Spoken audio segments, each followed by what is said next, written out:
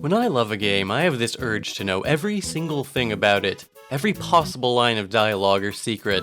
That's why some of my most popular videos are me just going through a game with a fine-toothed comb, showing off pointless trivia and minutia that 99.9% of players would never notice. And Super Mario RPG is a game I love dearly. It was actually the very first RPG I ever played, so it holds a special place in my heart. So I've decided to make a video which will contain at least one fact about Super Mario RPG that you didn't know. I guarantee it. I'm going to assume you already know about the basic stuff like the Kulix fight and the cameo appearances, and try to focus on some of the more obscure ones. If you can honestly say you made it through this video and already knew everything I said, then I will personally fly to your house and give you $1 million. Just leave a comment with your name, address, and what hours you're usually asleep. Now, this isn't going to be like a review or critique of the game, although I suppose I could take this moment to address two of the major issues that some people have with it. First is that it's too short, and the second is that it's too easy. And while I would say these are both arguably true, they're not even necessarily negatives. Yes, the game is a bit shorter than other acclaimed Super Nintendo RPGs, but it's not that short. And honestly, I'm at the point in my life where an RPG not being some 50+ hour time sink is actually more of a positive than a negative. And while the game is definitely easy, like I mentioned earlier, it was the first RPG I ever played, and it's a perfect beginner RPG. Plus, when the game was new, the genre wasn't as popular over in the West, so it made a lot of sense for it to be on the easier side. Even if you're a veteran of the genre, the active battle system with the timed hits helps keep you engaged. And there's actually 2 levels to timed hits, normal and perfect. When you do a regular attack, there's a 7-frame window where you can press the button for double damage. If you're slightly early or late, you can still do 1.5 times the damage. Similarly, when blocking physical attacks, if you time your button press to hit a 5-frame window, you'll take 0 damage. And again, if you slightly miss it, you can still block half the damage. Anyways, even if the game is a little easy, there are some difficulty spikes to keep you on your toes, like the cake fight or Yuridovich. As a kid, I remember thinking the game was way harder, but that's because I insisted on using a party of Mario, Geno, and Bowser, because they're the coolest, instead of just bringing Peach along and using her extremely useful healing powers. If you want the game to be more challenging, I don't know, you can just use Mallow the whole time. Plus, it's just really fun to jump around the little isometric levels. I find the art style very charming, and there's some really great enemy designs in this game too. The early 3D models rendered into these chunky sprites gives it an almost claymation kind of aesthetic. You could really see it in these old advertisements and renders from the Japanese guide. The game just has a very specific kind of vibe, and I dig it. Plus, I absolutely adore Bowser's characterization in this game, definitely my favorite version of him. And yes, I know I'm the Sonic guy, and I'm making a Mario video. Get over it! Believe me, I would love to milk this joke, but I already made a whole video dedicated to this bit, so let's all just accept it and move on. Look, you want a Sonic connection? Here, check out page 31 of the Nintendo Power Guide. They literally felt the need to include a snarky remark about Sonic the Hedgehog for some reason. That's just what the console wars were like in the 90s, man. They were taking shots at each other in completely unrelated strategy guides. Anyways, let's just get into the actual video. But first, have you ever wanted to safely browse the internet without having to worry about your privacy? Did you ever wish you could see what other countries have on their version of Netflix? Well, too bad! Fuck you! Moron. Fucking idiot. Alright, so let's start with a really obscure fact which I actually did happen to mention in my previous Mario video. For whatever reason, if you go to overwrite another save and say no more than 10 times, then when you finally do say yes, Mario will do a little alternate pose. Either this sad hunched over pose like he's silenced, or this angry XOR pose. I believe the sad pose is for odd numbers and the angry pose is for even numbers. Honestly, this is such a weird Easter egg, like who's just gonna accidentally click no over 10 times? There are a few strange items for sale that most players probably didn't even notice. In Seaside Town, there's a weapons merchant which sells old weapons, which is a pretty pointless feature since there's no reason to keep old equipment in this game. So I doubt most people even scrolled all the way down to the hammer for sale, assuming that it's identical to the hammer from the start of the game, but it's actually a different item. You can tell from the description, which states that it's a lucky hammer. You can buy it for 123 coins, and it actually doesn't boost Mario's attack stat at all. But instead, if you do a timed hit on an enemy, you get the lucky bonus flower, allowing you to double your experience or coins at the end of the battle. Similarly, the little Goomba triplets in Monstro Town sell an item just called Mushroom, which isn't even a particularly useful item at this point in the game anyway, so I doubt many people would bother trying it out. Again, it can be told apart from the standard version from its item description. And instead of reading recovers 30 HP, it says recovers 30 HP but, And there's also a typo in the word recovers. These special mushrooms actually inflict the mushroom status when eaten, making them pretty worthless, but I still love when games have stupid gag items like this for flavor. Now here's a truly bizarre item that I doubt even 0.01% of players came across naturally. First you have to spend 200 coins on the mystery egg from the Toad in Moleville. Then you have to buy the Batub ring from Merrymore Hotel and equip it on Peach. Then you need to have Peach use the mystery egg 10 times in battle. Only Peach can use it, otherwise the counter will reset. After this, a sheep will hatch from the egg and it says, "You're a great shepherd," and you receive the Lamb's Lure item, which is a reusable item which can be used in battle to turn an enemy into a sheep, which then flies away. This doesn't work on bosses and some large enemies, but we're not even done yet, because once you use the Lamb's Lure 48 times, it says, "The flock is full," and it turns into a different item, the Sheep Attack, which is essentially an upgraded version of the Lamb's Lure, which affects all the enemies in battle instead of a single target. Honestly, it is really not worth the effort. Note that you don't get any experience points or coins from enemies turned into sheep. Even if you really want an item that lets you skip out on fights, you can just buy the Sia at the frog coin shop in Seaside Town instead of having to use some item in battle like 50 times. It's practically the same thing and gives you a guaranteed escape from most battles. Technically, there are some spots where the Sheep Attack has an advantage, like in Bowser's Keep, where you go through the long hallway of unavoidable fights you can't escape from. Alright, even if you did know about the Sheep Attack, did you know that if you use it on a boss that endlessly spawns enemies, like the manager or director, then the game will sort of freak out and display the placeholder text, "Go World"? That's a pretty obscure little tidbit. Hey, you know something I absolutely love about this game? Frog coins. Just hearing that sound effect triggers an instant release of dopamine in my brain. Like, they're not even that important really, but getting a frog coin is just one of the most satisfying things in the whole game. I mean, sure, you can use them to buy some pretty decent rare items, but I enjoy collecting them more than actually spending them. There are a lot of ways to get them, but I think my favorite has got to be bouncing off the wigglers enough times in a row. You can also get them from bouncing off these antlion guys too. Alright, I know it's not that obscure, but let me briefly go over the deal with Great Guys Casino, because there's another obscure item I want to talk about. If you didn't know, then after beating them, you can find Knife Guy hanging around in Booster Tower. You can play his little guess the hand juggling game to win mushrooms, which are usually crappy, but eventually if you keep winning, he'll give you the Bright card, which you need to get into Great Guys Casino, which can be accessed via a secret path in Land's End. There's actually a Toad in Merrymore who wants a Bright card, and if you bring it to him, he'll offer to buy it from you for 100 coins, which is frankly a horrible offer considering you can sell it to a shop for 777 coins. If you refuse, he'll up his offer to 5 frog coins, and if you refuse again, he'll give you his final offer of 10 frog coins. Now, if you sell it to him, you can actually buy it back, but he'll only sell it to you for 15 frog coins. In the casino, there are 3 games, 2 Toad dealers where you can play blackjack and slots to earn frog coins, or you can talk to Great Guy and play the stupidest fucking game ever created, Look the Other Way. It's basically just a random 50-50 chance whether you win or not. Usually you get the same crappy mushrooms you would get from Knife Guy, but occasionally he can give out some rare items like rock candy and red essence. However, the interesting thing is if you somehow have the patience to win 100 games, not in a row obviously, he gives you the Star Egg, which is an item which deals 100 damage to all enemies, which is not even that good really, but it is reusable, and I do enjoy the animation. I wonder how many kids out there actually found this thing. I mean, yeah, Super Mario RPG is a very linear game, which makes all this weird optional stuff feel even more special.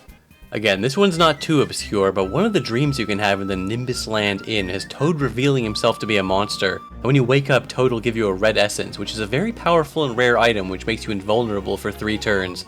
I always thought this item sounded so mysterious, like, red essence? What even is that?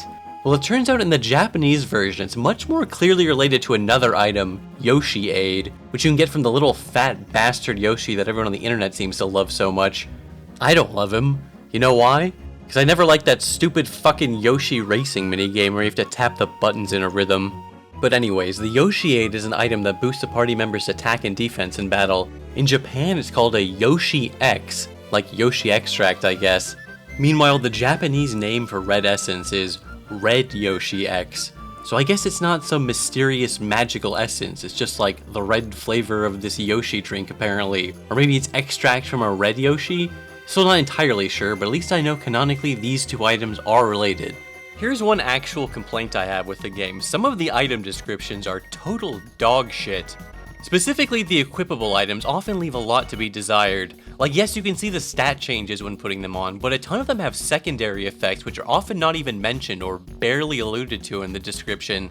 Like, take the aforementioned batub ring from earlier. Actually, first off, what the fuck is a batub ring? Why the hell is it called that? In Japan, it's called the Love ring, which doesn't really clear it up, although it fits the Marrymore theme a bit better. Oh yeah, if you were wondering where these images come from, it's from the Japanese guide. Crazy that over here we had to use our dumbass imaginations to wonder what these items look like. Meanwhile, over in Japan, they had full renders of them. A lot of these are really great, like look at the quartz charm you get from Kulex, it has the 4 little crystals on it. Also makes me really wonder what a Karo Karo Cola tastes like. Anyways, the item description for the batub ring says, "You'll win her heart with this," which doesn't even hint at the fact that it halves damage from elemental attacks. The amulet you can win from Booster also does this. Or here's one. The description of the safety badge says, "Prevents mute and poison attacks," which is technically true, it's just that it also prevents all negative status effects, which is kind of misleading and makes it seem worse than it actually is. Similarly, the safety ring says guards against mortal blows, but it also makes you immune to all elemental attacks and negative status effects. The Troopa pin doesn't just give you a speed boost, it also makes you start every battle with an offense up bonus, doing 50% more damage. Here's another great item description. The Fright Bomb says, "Fear attack on all enemies," when it's actually a single target item. Now obviously some item descriptions are vague on purpose, like the Muku cookie, which by the way, is a super fucking weird item. You can buy them for 69 coins in Seaside Town, but only before you free the toads. Then you use it in battle and he like comes and freaks out and he throws a bomb and hurts himself, and then he cries. And then for some reason, all of this heals your entire party for 69 HP and removes status ailments. Gotta be one of my top favorite items in the game. You can actually also get these after beating your Erdovich by using a Yoshi cookie on a Muku Muku in battle. I don't know, maybe this was obvious to some people, but did you know that the bonus flowers you can get from enemies are determined from the type of enemy you kill?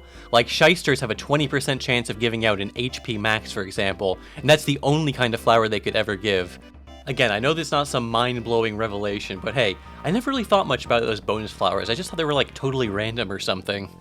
Now obviously getting the lazy shell is one of the game's bigger secrets, so it's not that obscure, but can I just take a moment to say how fucking bullshit it is you have to find this invisible path? Like, what the hell? How are you meant to find this? I feel like most kids who found this legitimately had to have just like stumbled across it by accident or something.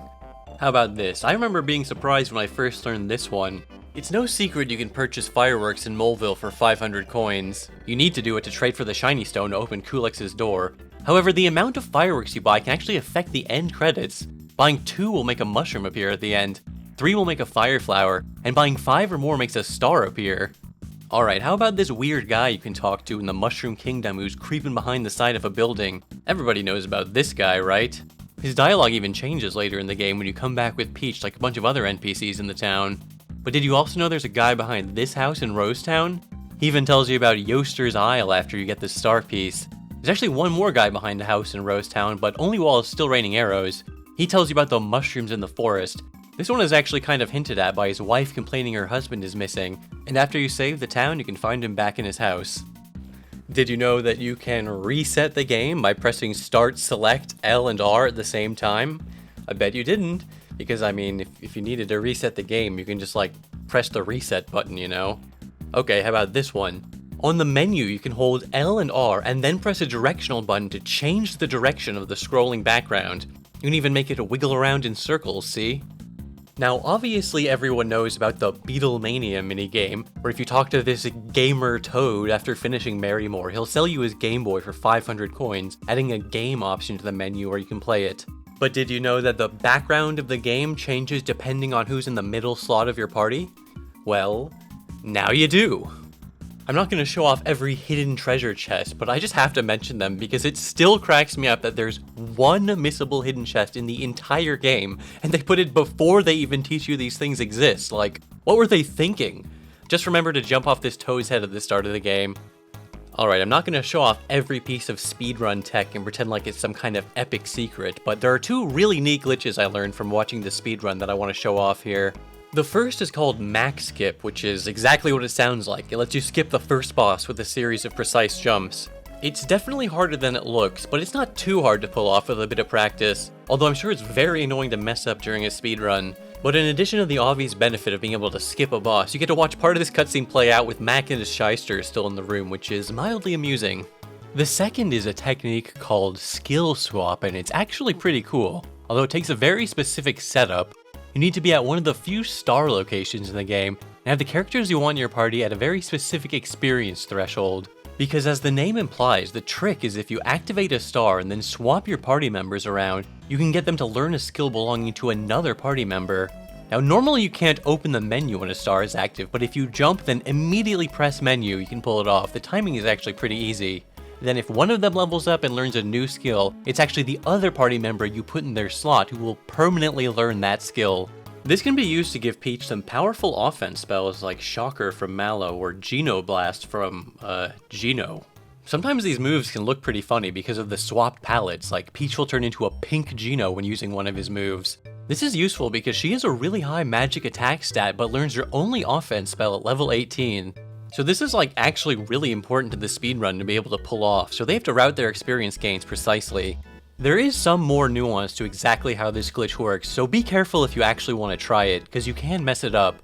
But it's kind of complicated to explain, so let's just move on. This isn't a tutorial, I'm just letting you know it exists. Now here's a funny glitch. If the star in the volcano runs out while you're standing on lava, and you get interrupted by a level up screen, you can enter this weird glitch state where you can like fly around out of bounds. Going through a door will reset you back to normal. Mallow has a relatively useless ability called Psychopath, which lets you see the enemy's current HP, which is like, okay, cool, great, good to know, but you kind of wasted a turn, you could have been doing damage to it. However, what saves this ability is the overwhelming amounts of flavor and soul it brings by letting you read the enemy's mind.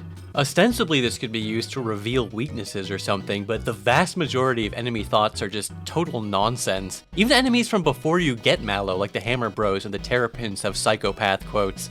My buddy Gamer's Tavern actually made a video where he goes through every one of these Psychopath quotes in the game, and I provide the voice of the enemies, so check it out if you're curious. Surely everyone knows that with proper timing, Geno World is capable of dealing 9,999 damage to non-boss enemies, and also XOR for some reason. That's like one of the most iconic things about Geno. I remember I almost never got the timing right as a kid, so when I did finally see that 9999 pop up, I was like, holy shit. I mean, 9,999 is so much damage. It's like the only time you're even gonna see a damage number with 4 digits in this game, so it really leaves an impression on you. Makes you go, damn, Geno is a badass.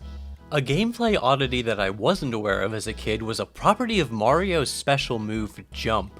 I feel like normally once you get the other special moves like Fire Orb and Super Jump, people just stop using this move because, you know, it's Mario's weakest special move. However, there's a special attribute to Jump where every time you use it, it gets a little bit stronger. You can see this by using it twice, the damage amount should go up. It does eventually cap out, of course, after like 255 jumps or something, but if you use Jump a lot instead of conserving your flower points, it can actually be a pretty useful move. Here's a fun little softlock. If you sort of corral the yellow Yoshi who moves around randomly into the top right part of the map, then jump on his head with Y, you can actually get past the trigger which automatically dismounts you and leave the area while riding Yoshi. Unfortunately, this does not allow you to take Yoshi out of the map, it just puts Mario in this glitch state where you can't run, jump, or bring up the menu. And with no way to jump back on Yoshi, you're just stuck like this until you reset. It even persists if you leave the area. You know, I always liked how the members of Smithy's gang had a weapon theme going on. Mac is like a sword guy, hence the name referencing Mac the knife. Bowyer is, he's a fucking bow, obviously. So both of those names make sense. So what's the deal with Yaridovich? Well, Yari is actually the Japanese word for spear, which makes sense because he's like a spear guy. So for whatever reason, they basically just, like, didn't localize his name. I guess it is a pretty memorable name. I always fucking hated this guy as a kid for being one of the only remotely difficult parts of the game. Here's a tip for fighting him. When he creates the copy of himself, your cursor will always automatically select the real one. So Mac has his little shyster minions, and Bowyer has his little arrow guys. But what's the deal with these guys? Well, there's actually evidence to suggest they were meant to be Yaridovich's little minions. I always associated these guys with Smithy directly, because you can fight these green ones called Jabbits in the factory. You never actually fight the red version called Drillbit, you only ever fight the machine-made version of them. But there is an unused enemy which is a fight against a regular Drillbit, and it has the Psychopath thought, This is for Yuridovich. Also, one of the machine-made Yuridovich's moves is splitting up into these 4 machine-made drill bits, so I guess it's not some huge revelation, but I don't know, I just never really associated these guys together. But yeah, looking back, the design and the name Jabbit definitely seems like they're related.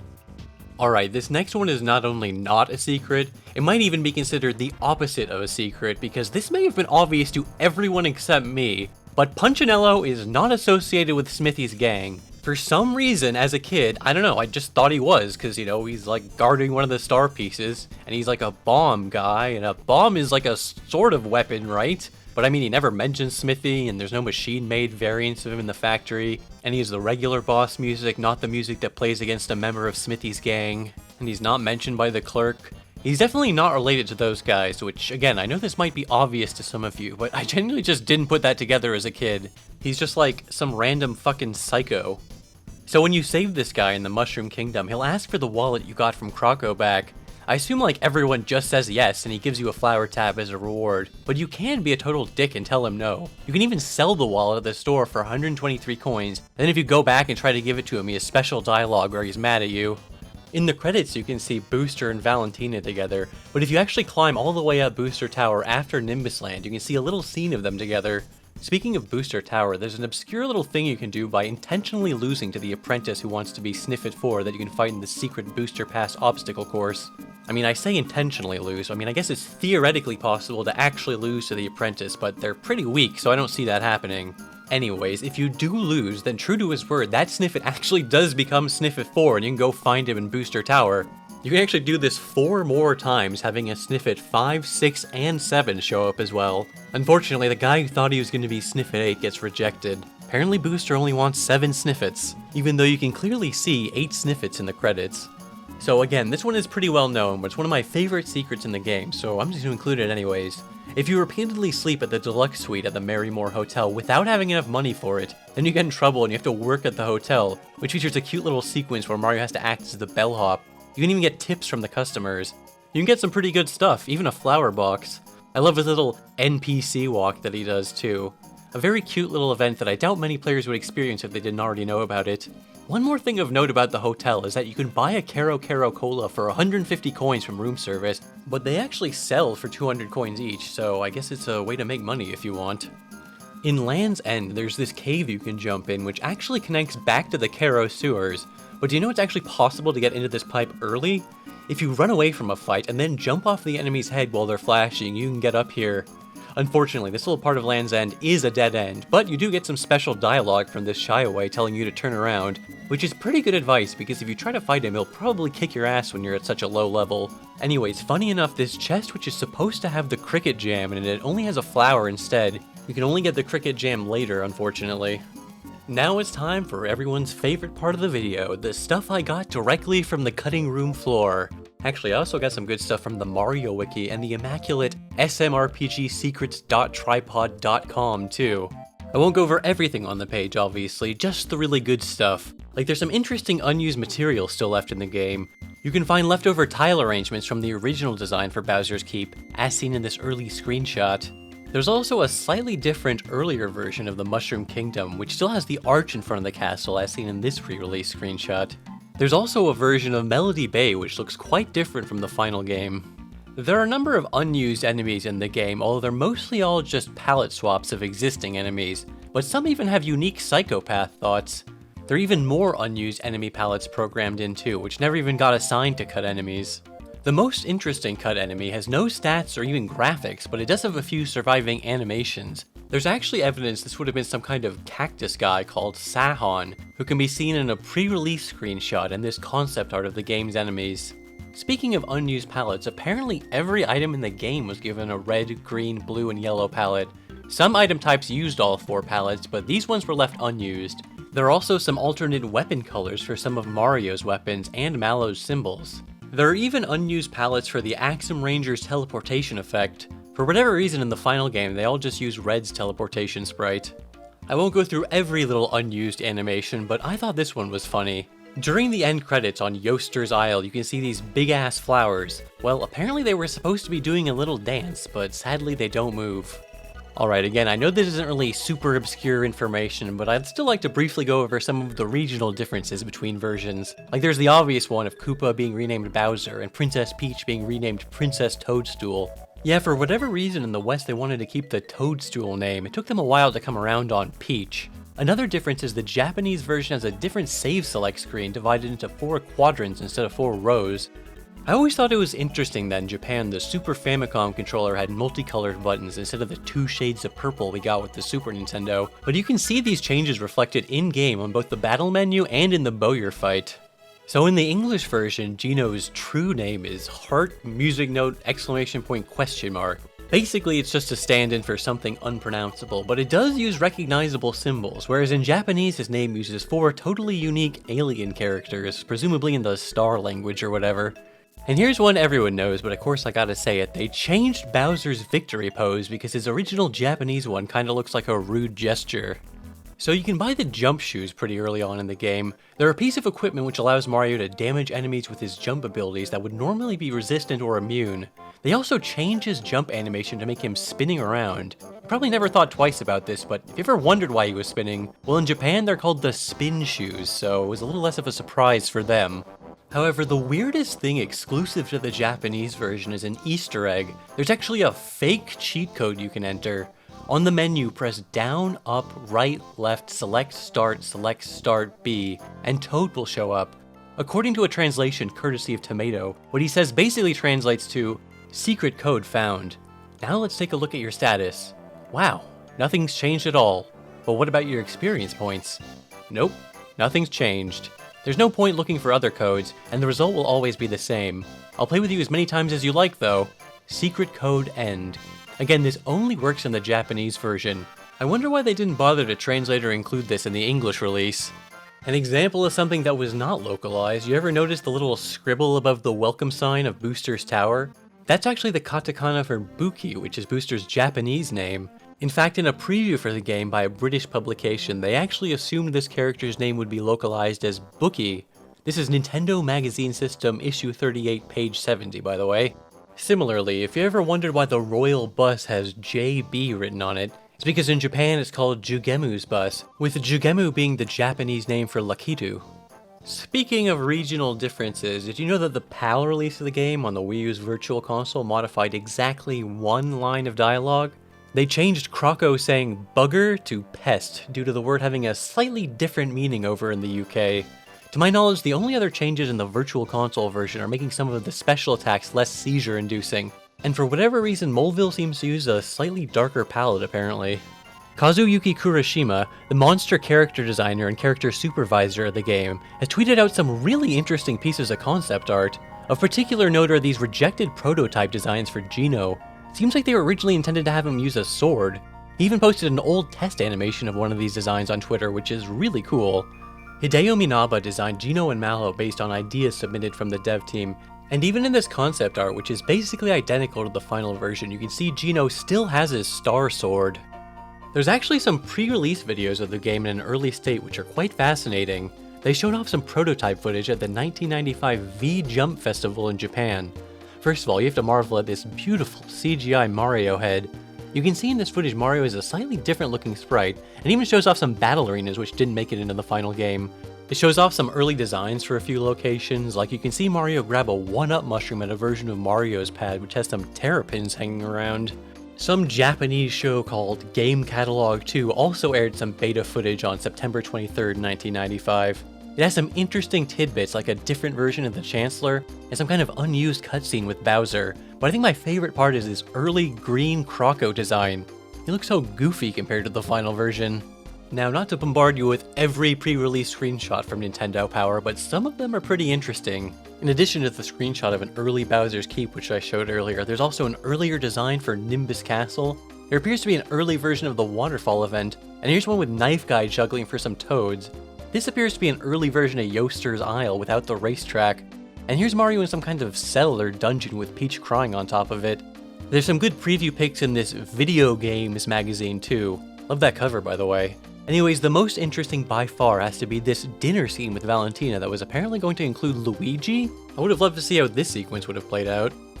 So you might be thinking, wow Cybershell, you clearly really love this game. Have you ever done a 100% run? No. No, I have not. I mean, first of all, it's kind of a nebulous term, like the game doesn't exactly keep track of percentage completion like that. But regardless, there's one challenge that would prevent me from ever being able to claim I did everything in this game, and it's getting the goddamn motherfucking super suit! Where's my super suit? To unlock this piece of equipment, you need to bounce off an enemy 100 times using the super jump ability. It's good to practice on enemies immune to jump attacks like a Spiky or a Jagger in Monstro Town. Did you know there's actually dialogue for losing to Jagger? Like, you might have inferred that because there's special dialogue for losing to Jinx, but seriously, who the hell would ever lose to Jagger? There's also dialogue for running away where he mentions the super jump and even tells you what your jump record is. So let's take a look at the render of this so-called super suit. Looks more like a jacket, huh? Well, that's because in Japan it's called the super jumper. Get it? Good one, game! Good one. Note that the very first bounce doesn't actually count because I guess it's like you can't fail to get one, so you need to hit 100 bounces after the initial hit. The first 13 jumps are easy as the timing window starts off pretty generous, but it slowly shrinks until after the 13th jump you have to hit a 3-frame window 87 times in a row. Now I know some of you fucking freaks watching this right now are thinking, oh wow, 3 frames, that's not even hard, because your fucking mind has rotted away from watching so many summoning salt videos, you forgot you're not the guy in the video pulling off 50 frame perfect tricks in a row while blindfolded. 3 frames! That's 1/20th of a second! I'm gonna put a green square on screen for 3 frames. Did you manage to pause on it? Here, I'll do it again. Did you get it? No, of course you didn't! And if you did, well, la-dee-da, good for you. Now go back and do it 86 more times in a fucking row!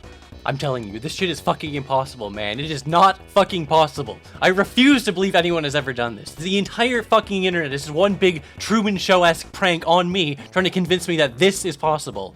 If you're one of those fucking speedrunners that can pull this shit off, then you shouldn't be speedrunning fucking video games. You should be like a fighter jet pilot or something. Your fucking hippocampus should be dissected in a laboratory and studied. I know some of you are rolling your eyes, you think I'm just playing it up for laughs, but I don't know, man. Something about the fact this game is like easy enough for fucking babies to beat it, but they decided to cram in one of the hardest fucking challenges I've ever seen in any video game ever, just as a joke. It's enough to make a man a little crazy. Look, I am not bad at video games, okay? I did the B-sides and C-sides in Celeste, I beat God Hand on hard mode. Alright, I admit it, I have a terrible sense of rhythm. I've always been bad at rhythm games, even though I think they're pretty cool. Is that such a crime? Do I deserve to suffer and be labeled as a fake gamer for eternity just because I can't super jump 100 times? It definitely doesn't help that I'm doing this on an emulator and while recording software is running in the background. The emulator usually maintains a solid 60 FPS, but it does occasionally dip down to 59 for a brief moment, which is like totally fine normally and it's basically imperceptible, but it kind of matters when you're doing this shit. But trust me, it's not like this is easy on actual hardware either. And I don't want to hear one fucking word about this in the comments unless you're attaching a video of you pulling off 100 super jumps. Capiche? Alright, that's enough of the 100 jump thing. Let's move on to the final piece of pointless Super Mario RPG trivia I have for you. There is no way that you know about this. I mean, like, there's no fucking reason to know this. I don't even know why I know it, other than I saw a gif of some guy doing it like a decade ago and it never left the back of my mind. So you see this freaking guy at the end of Booster Pass, this Spikester? Let's just say for the sake of argument you hate this Spikester. Maybe he killed your whole family or something. I mean, I know he's a fictional character, I'm not entirely sure how the logistics of that would work out, but regardless, let's just say you hate this Spikester and you want to kill him with a star. Now you might be thinking that's impossible because there's no stars in Booster Pass. Well, a little known attribute of the stars in this game is that they actually persist even if you exit the area to the world map. So you could, for example, go all the way to the star in Barrel Volcano, get it, and then haul ass back to the entrance. And you really need to be precise here, there is not much wiggle room in the timing.